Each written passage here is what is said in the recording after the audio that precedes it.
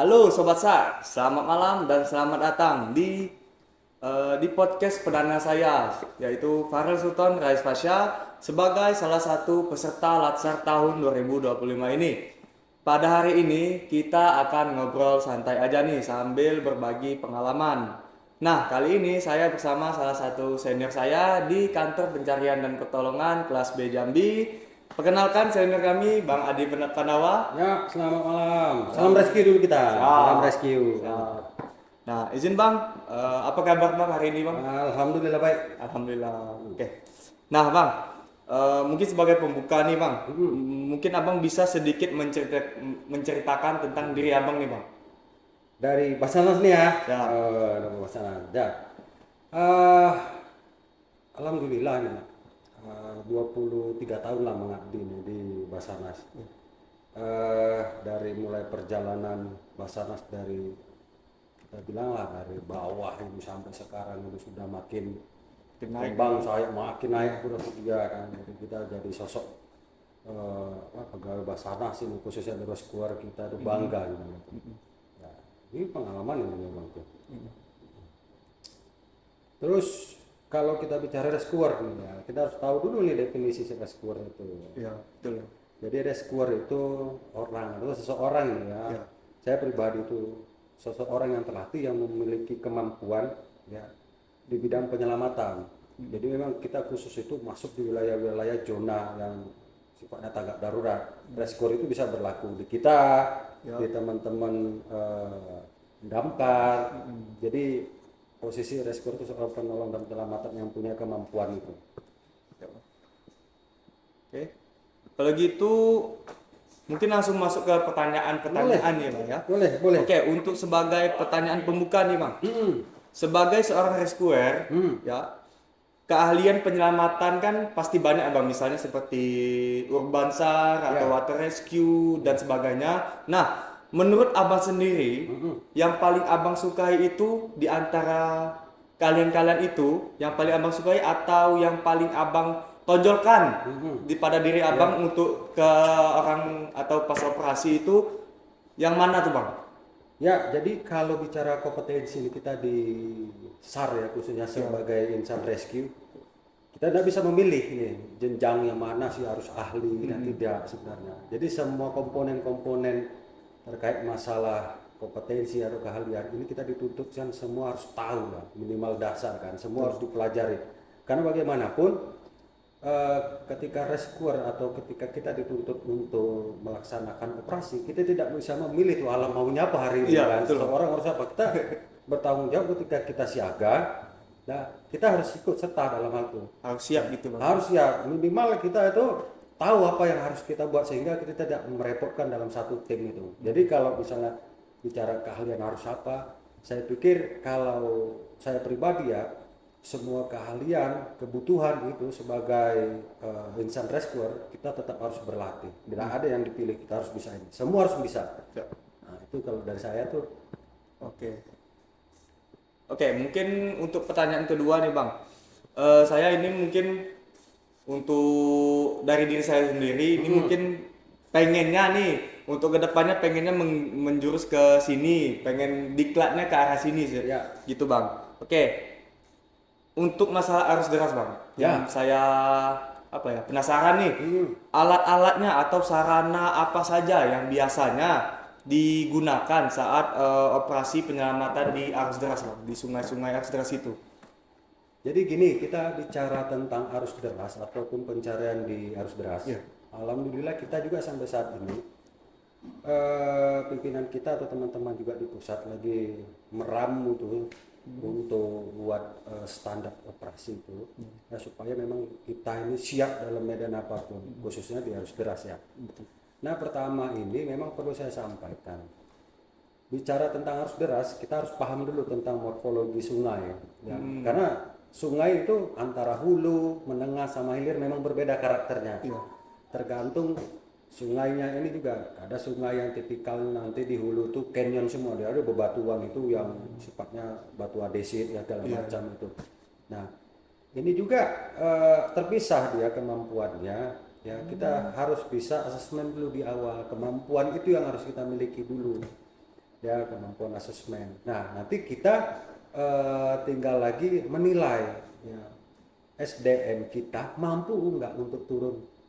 Kan saya perlu sampaikan sedikit nih, ya bicara pengalaman. Ada kualifikasi sungai itu, dari kualifikasi level 1 sampai level 6. Nah ini jenjang ini harus kita pahami dulu, ya sehingga kita tuh sudah bisa meminimalisir terkait dampak kalau terjadi sesuatu, ya dampak terjadi. Nah ini bicara tentang SDM-nya dulu nih, baru kita bicara kesiapan peralatan.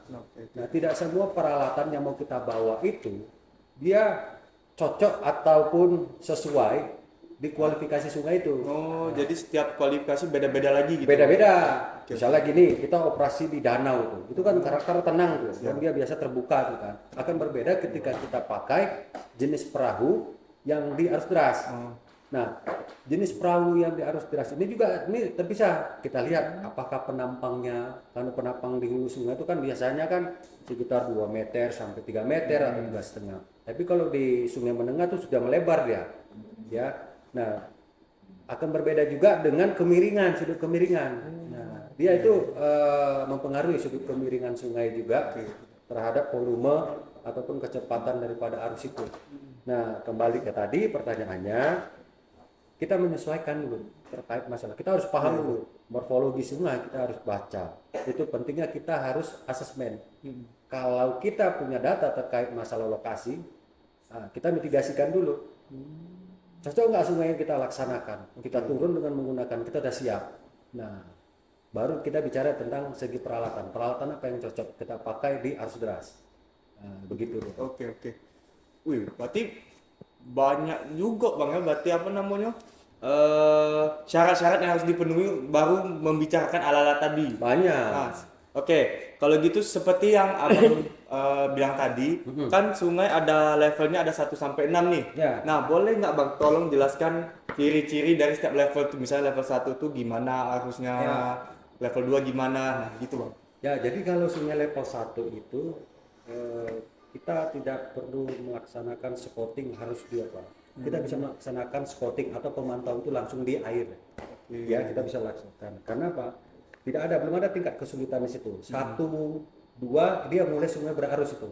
Seperti sungai di perkotaan itu masuk kualifikasi 2 itu. Nah, 3 kita sudah mulai pertimbangan apa kita bisa melaksanakan itu di scouting namanya pemantauannya di air atau di darat. Ya, kita kan sering lihat tuh sungai-sungai kalian tuh kan kalau operasi dia asesmen dulu. Ya, asesmen dulu. Bisa nggak nya? Dia bisa menilai itu level berapa sungai itu. Kalau misal bisa dilaksanakan di turun langsung berarti sungai itu masih tahap aman. Nah, ada lagi sungai yang kualifikasinya level 4. Nah, ini banyak rintang-rintangan yang harus dilewati seperti ada namanya edis, ada namanya hull, ada yang nama drop. Nah, ini sebenarnya rintangan-rintangan itu tergantung besar kecilnya. Tergantung besar kecilnya ini terkait masalah kemiringan dan volume air itu sendiri. Tapi kalau sudah di grade 4 sampai grade 6, nah itu memang betul-betul orangnya harus expert gitu. Dari mulai SDM-nya harus expert dan gitu pemilihan peralatannya juga harus benar-benar dia sesuai dengan kualifikasi semua itu. Ya. Nah, kalau untuk Abang sendiri Bang, Abang udah pernah di level mana? Level 6 udah pernah enggak nih? Sudah. Di mana Bang? Kebetulan di level 6 tuh adanya di Sumatera Utara. Oke. Sungai Asahan. Oh iya. Kebetulan di Sungai Asahan saya sudah beberapa kali turun itu pencarian juga sudah pernah dilaksanakan di sana. Alhamdulillah sekarang kalau kualifikasi kita mempunyai kompetensi, asesmen kita baik, insya Allah aman pencarian gitu. Aman Bang ya. Aman. Siap. Oke. Kalau gitu, nah langsung aja sebagai pertanyaan penutup nih Bang. Ada nggak pesan-pesan nih dari Abang ke kami CPNS Basarnas yang baru masuk ini Bang, selama menjalani pajabatan atau mungkin pesan-pesan yang bakal kami ingat sampai kami pensiun nanti Bang, sampai kami tua? Ya, jadi begini, tanamkan dulu jiwa korsa itu kalian kerja di mana. Satu, negara ini sudah memfasilitasi kalian untuk profesional. Ya, negara sudah fasilitasi, ya. Tinggal kita siap. Kalau sudah masuk ke Basarnas berarti kalian siap sebagai abdi negara dalam hal kita ini adalah panjang tangan pemerintah untuk bidang pencarian dan pertolongan. Nah, itu tugas pokok. Itu tanamkan dulu jiwa itu. Korsa itu terhadap rekan-rekan. Ya, tanamkan juga tuh Korsa. Kita cerita itu sama Korsa kita.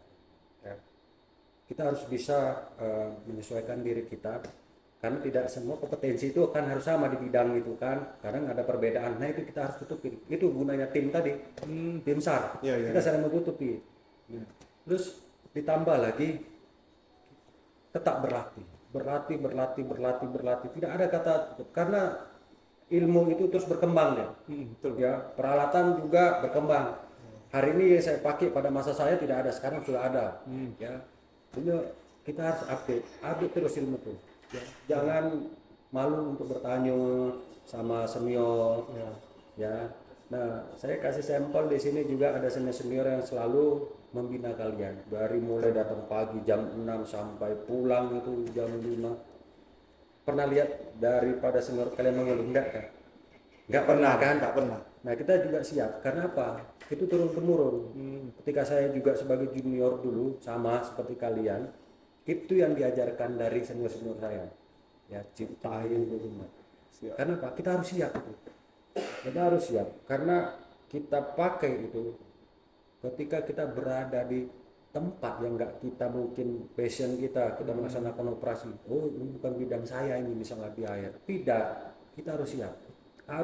Ya, betul. Ya, ada mengeluh. Pokoknya kita harus siap. Ya, jadi pesan terakhir saya tetap harus fokus. Ya, terus tetap attitude nomor satunya. Ya, belajar, berlatih terus. Gali terus ilmu membaca. Itu pesan saya kalian. Dan ingat, cinta, jangan lupa berdoa. Kearifan lokal juga jangan lupa. Oke, Oke. berarti dari yang Amenjas tadi, untuk pesan-pesan ke kami yang paling penting itu jiwa korsa, Bang, ya. Jiwa Korsa. Karena memang kita sebagai tim SAR memang namanya ada, udah judulnya ada, udah tim gitu Tim. kan, bukan individu. Ya. Oke, berarti jiwa korsa pertama, Bang, ya. Oke. Kalau begitu mungkin untuk pertanyaan sudah selesai nih, Bang. Ini sudah di akhir.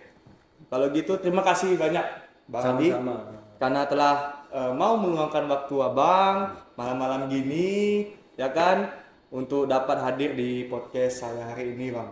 Terima kasih banyak. Oke, baiklah Sobat SAR. Beginilah podcast kami pada hari ini. Sampai jumpa di kesempatan lain. Tetap semangat, tetap berpikiran positif. Saya Farsultan Resfasya pamit undur diri. Salam satu jiwa, satu rasa. Afiknam jagat samagram. Semoga selamalah alam semesta. Assalamualaikum warahmatullahi wabarakatuh. Selamat malam. Salam rescue. Oh. Oke.